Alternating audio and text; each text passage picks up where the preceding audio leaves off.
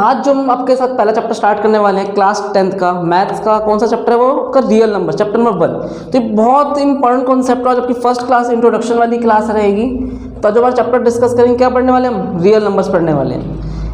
देखिए real number जो chapter आपका पहला चैप्टर आपका ये है, और आप सब क्लास 9 से 10th में आए और क्लास 9th में पढ़ा था। फर्स्ट चैप्टर क्या था, नंबर सिस्टम। तो नंबर सिस्टम में आपने पढ़ा था नंबरों के बारे में, यहाँ भी हम नंबर्स के बारे में डिस्कस करेंगे। तो रियल नंबर्स आर 2 टाइप्स, एक रैशनल एक इरेशनल। ये बहुत इंपॉर्टेंट ध्यान देना, बच्चों को कंफ्यूजन रहती है सर रियल नंबर। तो रियल नंबर में सारे नंबर आ जाएंगे, पॉइंट वाले भी, नेगेटिव भी, पॉजिटिव भी, फ्रैक्शन वाले भी, हर तरह के नंबर्स किसमें आते हैं, रियल नंबर्स। अब देखो रैशनल नंबर क्या है और इरेशनल नंबर क्या है। एग्जांपल समझना, 1.5 मुझे पता है इसके पॉइंट पर केवल एक डिजिट है, अगर मैं पॉइंट हटा दूं तो ये सॉल्व कर सकते हैं। हाँ जी, क्या आंसर आ जाएगा 3/2। तो आपने कहा कि सर इसके बाद पॉइंट के बाद एक डिजिट था, आपने एक जीरो लगा दिया। ऐसे ही अगर मैं लिख दूं 1.02, आप हटा के 2 जीरो लगा सकते हैं। 2.005 हटा के 3 जीरो लगा सकते हैं। तो आपने इसमें क्या देखा कि भैया ये सारे के सारे कैसे हैं, इसके बाद मुझे पता है कि पॉइंट का 2 डिजिट है, पॉइंट का 3 डिजिट है, टर्मिनेट हो रहा है। क्या हो रहा है, टर्मिनेटिंग। इसका एंड हो रहा है, बिल्कुल देखो पॉइंट का 2 डिजिट एंड हो गया, पॉइंट का 1 डिजिट, 3 डिजिट, कितने डिजिट के बाद पॉइंट लग रहा है, तो आपका टर्मिनेटिंग है ये। और ये क्या कहलाएगा आपका रैशनल नंबर। एग्जांपल और देखना, 1.6 बार। आपने क्लास 9 को याद करो, क्या सीखा था, बार बार। अगर 6 के ऊपर लिखा है बार, मतलब वो समझा रिपीट हो रही है, बार बार बार बार बार।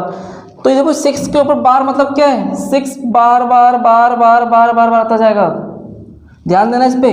और इसका मतलब क्या है, नॉन टर्मिनेटिंग। ये नॉन टर्मिनेटिंग क्यों बोल रहा हूं मैं, क्योंकि यहाँ पर कोई एंड नहीं हो रहा, 6 चलता जा रहा है, चलता जा रहा है, चलता जा रहा है, चलता जा रहा है। लेकिन क्या बोलेंगे इसे, repeating.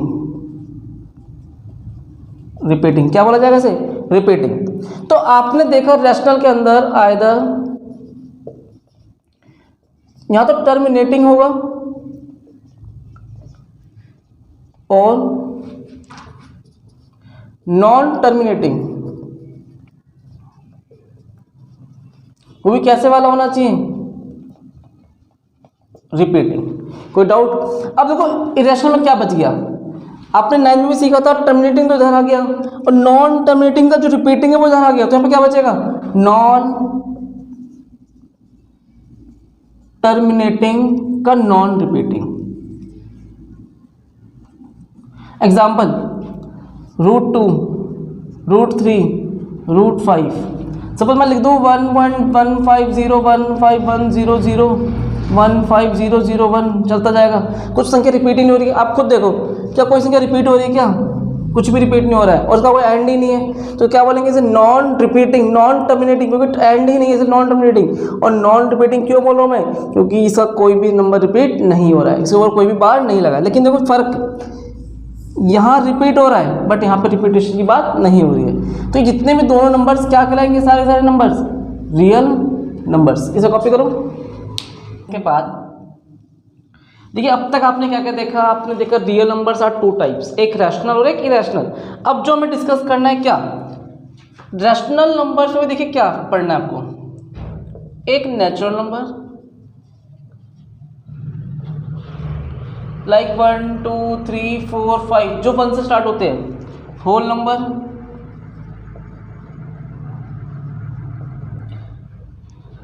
Zero 1 2 3 4 5 6 infinite, integers, integer देखो -4 -3 -2 -1 0 1 2 3 4। तो इंटीजर्स में नेगेटिव भी नंबर्स और पॉजिटिव नंबर भी शामिल है। तो सारे के सारे जो numbers natural, whole, integer, it is called rational number. ये सारे नंबर्स अभी क्या कहलाने वाले हैं, रैशनल नंबर्स कहलाएंगे। क्यों, क्योंकि देखो नेचुरल नंबर भी अपने आप में रैशनल नंबर है। आपने कहा कैसे, देखो 2/1, लेकिन जब 1 छुपाए कि नहीं छुपाए, चेक कर लो। और रैशनल नंबर होते क्या हैं, जिन्हें p/q की फॉर्म में रिटर्न लिख सकते हैं। Return as p by q form और q does not equals to 0 और क्यू आपका 0 के इक्वल नहीं होना चाहिए। यहाँ पे देखो 0/1 बिल्कुल सही है। तो all natural numbers are rational number, all whole numbers are natural rational numbers और ऑल इंटीजर्स -4/1 बिल्कुल रैशनल नंबर है, -1 बिल्कुल है, 2 बिल्कुल है, 4 बिल्कुल है, -5/7 बिल्कुल है। क्यों? p बाय क्यू की फॉर्म में है। देखो एक बात नोटिस करना, p बाय क्यू की फॉर्म में तो मिल गया -5/7, ये एक रैशनल नंबर तो है, क्या ये रैशनल नंबर, बट अब तुम अब समझना, ये रैशनल नंबर तो है लेकिन क्या ये इंटीजर है? नहीं ना। तो जरूरी नहीं, देखो सारे के सारे इंटीजर्स रैशनल नंबर हो सकते हैं लेकिन सारे रैशनल नंबर्स इंटीजर्स हो ऐसा जरूरी नहीं है, सारे रैशनल नंबर्स नेचुरल नंबर हो ऐसा जरूरी नहीं है। अब सपोज देखो समझना, 3/7 क्या है? एक रैशनल नंबर है, यस लेकिन क्या ये नेचुरल नंबर है? बिल्कुल नहीं है, चेक करो। तो इस तरह आपने देखा कि जो भी नंबर्स है natural, whole, integer, it is called rational number. लेकिन सारे नंबर्स रैशनल हो सकते हैं लेकिन सारे रैशनल ऐसा हो ये जरूरी बिल्कुल भी नहीं है। तो इसे कॉपी करो। अब तक हमने क्या क्या सीखा? रैशनल सीखा, इरेशनल सीखा और अब हमें क्या पढ़ना है? नंबर्स हमने नेचुरल होल नंबर पढ़ा, इवन नंबर,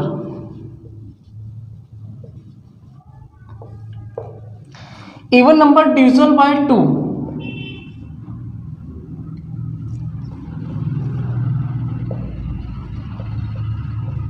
तो जो नंबर 2 से डिवाइड हो जाओ सारे नंबर क्या कहलाते हैं? इवन नंबर्स, लाइक 2, 4, 6, 8, 10, ये सब क्या नंबर, कौन से नंबर्स हैं? Even number. ऑड नंबर,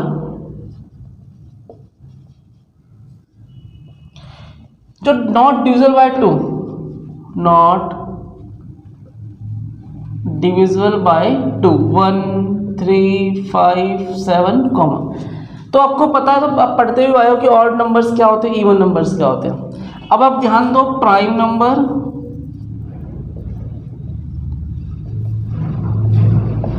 और एक पढ़ेंगे हम कंपोजिट नंबर।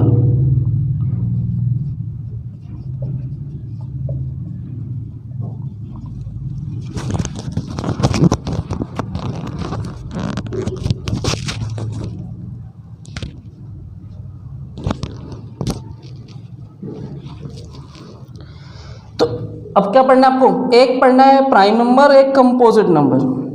देखो प्राइम नंबर में ध्यान दो, prime numbers are called factor itself and 1। देखो ऐसे नंबर जिनका कॉमन फैक्टर क्या आना चाहिए, इसका फैक्टर जो बने, फैक्टर 1 बने, चाहे वो इटसेल्फ हो, अपने टेबल में आए और 1 के टेबल में आए, इसे कौन से नंबर बोलेंगे हम? Prime numbers. आपने बोला कि सर 1, पहले आपने बोला 1, ठीक है मैं 1 लिखता हूँ, बताऊंगा इसके बारे में। फिर आपने बोला 2, देखो 2 क्या है? 2 अपने टेबल में भी आता है और 1 के टेबल में भी आता है। कौन सा नंबर हो गया ये? Prime number. 3 अपने टेबल में भी आता है और 1 में भी आता है, 2 में भी आता है, 1 में भी आता है। 5 के टेबल में भी आता है, 1 में भी आता है, बिल्कुल है। 7 अपने में भी आता है, 1 में भी आता है। 11 बिल्कुल है। अब देखो जो आपने बताया कि सर 1 भी तो अपने में आता है और 1 में भी आता है, देखो ये कंडीशन सेटिस्फाइड नहीं कर पा रहा है। क्यों? क्योंकि यहाँ पे क्या लिखा है? फैक्टर इटसेल्फ एंड 1, अपने टेबल में भी आए और 1 के टेबल में भी आए। तो यहाँ पर तो केवल 1 से 1 में ही आ रहा है और कहीं आ ही नहीं रहा। कंडीशन तो कह रहा है ना, अपने में भी है 1 में भी है, दो बातें होनी चाहिए, दो फैक्टर बन रहे हैं किसी के, लेकिन 1 का तो केवल एक ही फैक्टर है, वो क्या है? 1। इसलिए 1 को हम प्राइम नंबर्स नहीं बोलते हैं। 1 केवल क्या है? एक नेचुरल नंबर है, 1 प्राइम नंबर नहीं है। कंपोजिट नंबर, फैक्टर जिनके 2 से ज्यादा फैक्टर बने वो कौन से नंबर कहलाएंगे? Composite number. एग्जांपल देखना, 4 अपने में 4 2 के टेबल में भी आता है, 1 में भी आता है, 4 में भी आता है। 6 1 में भी आता है, 2 में भी आता है, 3 में भी आता है और 6 में भी आता है। तो 4 6 9 8 10 it is called a composite number. तो भी आपने देखा even number, odd number, prime numbers और कंपोजिट नंबर। इसे कॉपी करो पहले।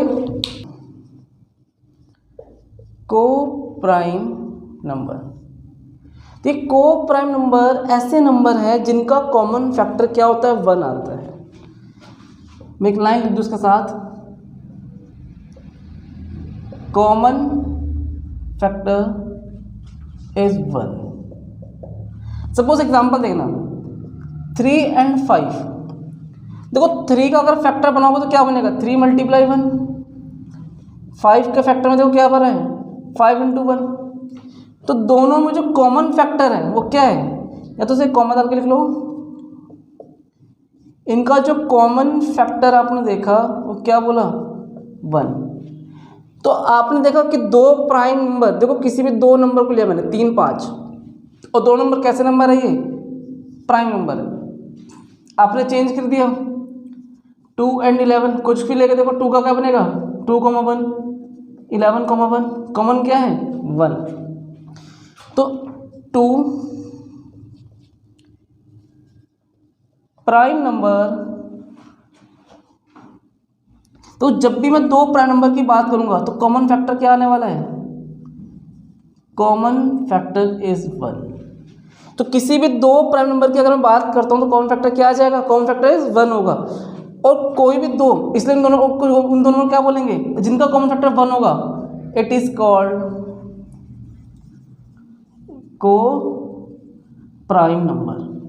तो जिनका कॉमन फैक्टर 1 आया तो उसे क्या बोलते हैं, को प्राइम नंबर। तो किसी भी दो प्राइम नंबर को आप दोबारा एग्जांपल में बताओ। आपने बोला कि सर 17 ले लो और एक 23, बिल्कुल देख लो, इसका कॉमन फैक्टर क्या आने वाला है, 1 आएगा। तो 1 एज अ कॉमन फैक्टर। तो दो प्राइम नंबर्स का कॉमन फैक्टर 1 है, इट इज कॉल्ड को प्राइम नंबर। कोई डाउट यहाँ तक? अब देखो इसके बाद पहले से कॉपी करो,